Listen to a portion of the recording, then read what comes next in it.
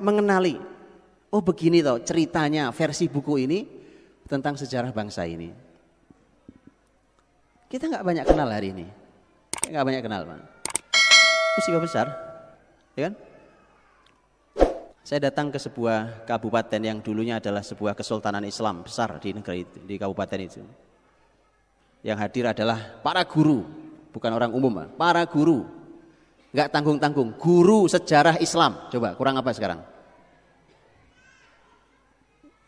Iya, Pak. Dan guru-guru dari Kementerian Pendidikan dari kabupaten itu. Saya cuma tanya, saya bilang di sini dulu ada kesultanan Islam.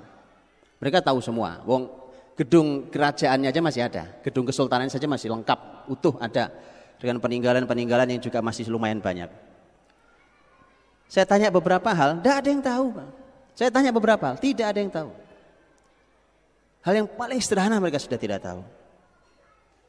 Ini guru-gurunya.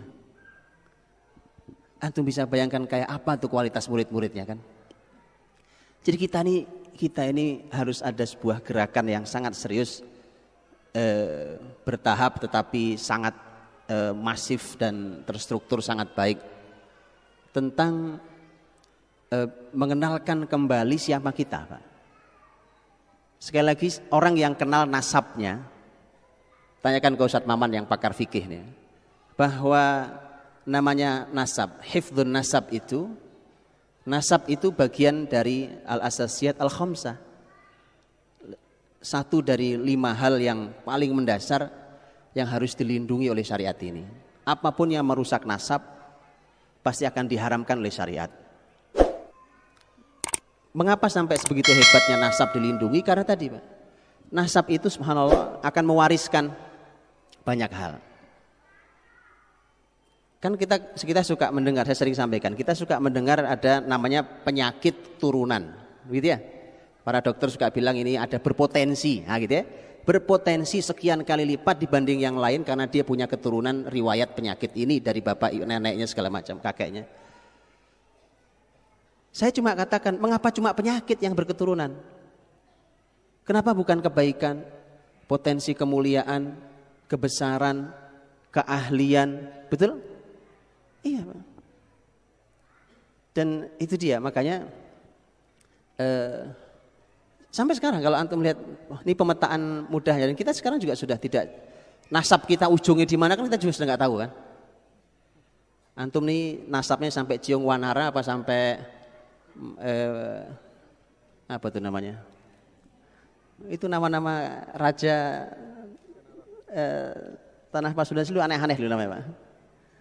Oh ya, saya pelajari itu. Ya kan, tahun-tahun berikut. Jadi teman-teman dirahmati Allah, makanya itulah mengapa mengenali diri kita kenali. Kan seharusnya kita mengenali diri kita sebelum kita kenali orang lain, sekian banyak orang lain kan. Nah inilah yang tidak kita kenal. Nah mengenali diri kita itu, lihat Pak, kita ini kalau bicara bangsa kita orang Indonesia. Kecuali kalau di sini ada yang tidak warga negara bukan Indonesia, saya mohon maaf ya kan. Kita ini punya suku masing-masing. Kita ini punya keluarga besar. Di suku itu ada banyak keluarga besar. Kita hadir dari keluarga besar itu. Kita ini Muslim. Lihat, berarti harus dipelajari betul akar kita sebagai bangsa Indonesia. Akar kita sebagai suku itu, akar kita sebagai keluarga besar ini, dan akar kita sebagai seorang Muslim. Semua harus dipelajari dulu. Kita ini sebenarnya tidak kenal diri kita, kemudian kita mencoba mengenal orang lain. Itu fatal. Belum kenal dirinya, coba kenalan sama orang lain. Makanya kalau ditanya, siapa Anda? Jawabannya tidak tahu. Masih nggak tahu jawabannya. Siapa Anda? Nggak tahu saya juga. Ayo kita kenali Pak. Itulah mengapa kita kumpul seperti ini. Ini bukan kumpulan pertama dan terakhir dengan izin Allah ya. Yang begini ini harus dilanjutkan sampai ada action yang jelas. Ngaji wacana begini, ngaji wacana namanya ini Pak. Ngaji kumpul wacana. Wacana begini tidak kalau Ustadz Maman bilang la yuharrik sakinan. Itu tidak menggerakkan orang duduk sama sekali Pak ya. Orang diam tuh nggak bisa bergeser gara-gara cuma wacana begini. Harus ada action yang jelas, harus ada tindakan yang jelas untuk mengubah sehingga kita mulai bergeser untuk mengenal diri kita sendiri. Baik, ini betapa pentingnya bicara tentang sejarah itu untuk mengenali sejarah kita masa lalu.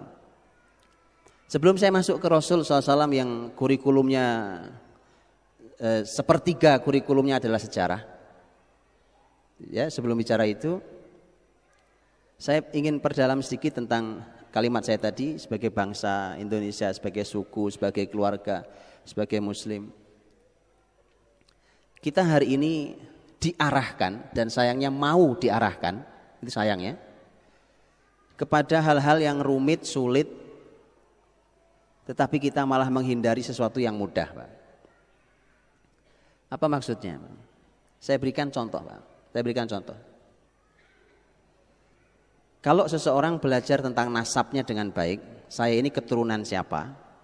Antum kalau baca hadis Nabi tentang nyari keturunan, nyari jodoh, ya, menikahi wanita yang dipilih itu kan Nabi mengatakan tunkahul mar'ah li arba.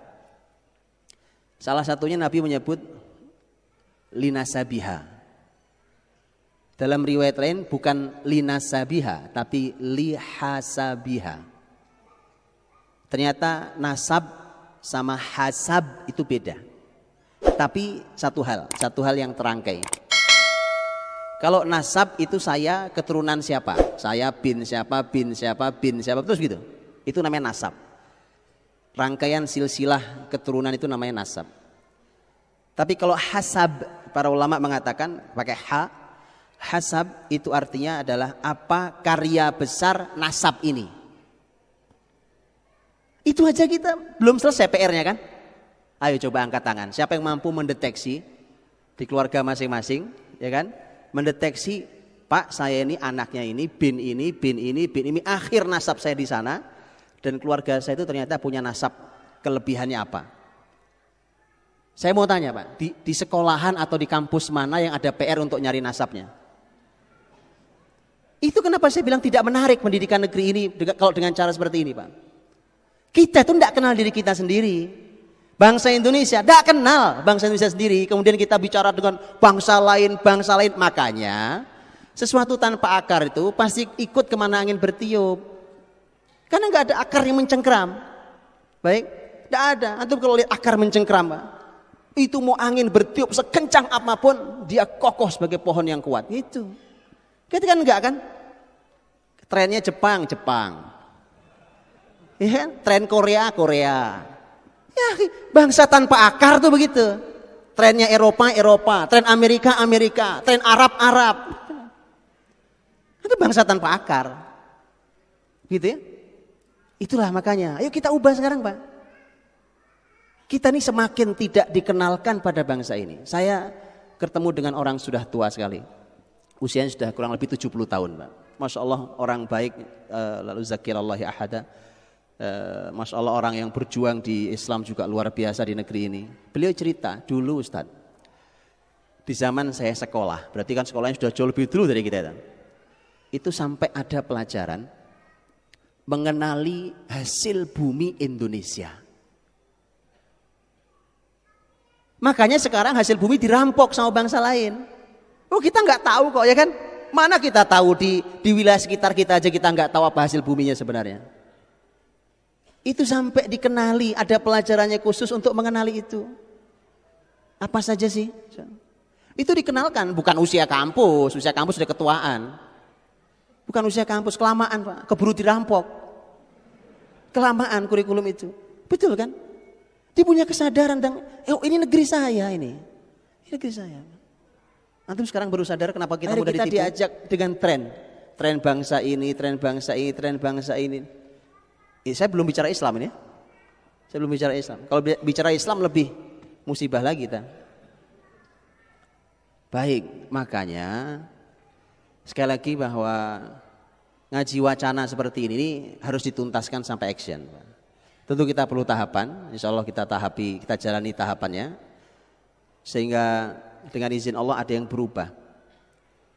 Kita mungkin perlu menunggu beberapa tahun ke depan dengan izin Allah, tapi harus ada yang mulai berubah.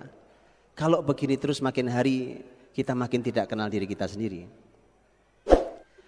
Kalau kita kenal nasab kita, nggak usah jauh-jauh, nggak usah nasab bangsa inilah. Nasab saya anaknya bapak saya anaknya kakek saya, begitu terus ke atas. Begitu diketahui apa sih kehebatan, kebesarannya keluarga, hasab keluarga saya ini, saya pasti akan mudah menjumpai itu ada dalam diri saya.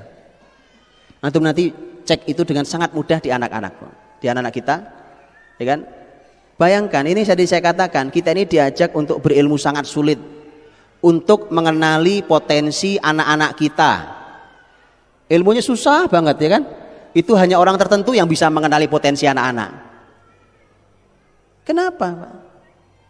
Mudah sekali anak-anak saya tiap hari ketemu saya, setiap hari berinteraksi dengan saya, serius sampai bercanda dengan saya, bergumul dengan saya setiap hari. Masa saya nggak kenal anak saya? Betul kan? Belum lagi ketika antum padu dengan ilmu syariat, antum padu dengan ilmu nasab, mudah sekali mengenalinya. Dalam dirimu ada kebaikan ini. Bahkan antum padu dengan namanya saja ketahuan, Pak. Itulah mengapa dalam kitab-kitab apapun, kitab hadis mesti ada bab tentang pemberian nama. Kenapa? Nama itu adalah dia semacam alat kontrol, Pak. Nama itu alat kontrol. Kayak antum kalau ada saluran air gitu, itu oleh ahlinya pasti dibuatkan tempat untuk kontrol, betul ya? Pasti dibuatkan alat kontrolnya. Jadi nanti kapan-kapan ada mampet, dia akan kontrol di tempat-tempat alat kontrol itu. Dia tahu, karena ini alat kontrolnya. Salah satu alat kontrol yang diberikan dalam Islam adalah nama. Karenanya Nabi tidak tanggung-tanggung, tidak segan-segan mengganti nama sahabat yang salah. Kan ini alat kontrol hidup kita salah satunya. Ya? Kalau antum kasih nama anak namanya Abdullah, antum punya kebayang sekian banyak nama orang besar bernama Abdullah, yang antum mau siapa, ya kan? Yang penting jangan Abdullah bin Ubay bin Salul. Ini tokoh munafik itu masalahnya, ya kan? Abdullah juga. Gitu, antum akan mudah ngontrolnya. Coba antum perhatikan, tidak lama dia akan tumbuh seperti namanya. Jadi antum mudah, begitu dia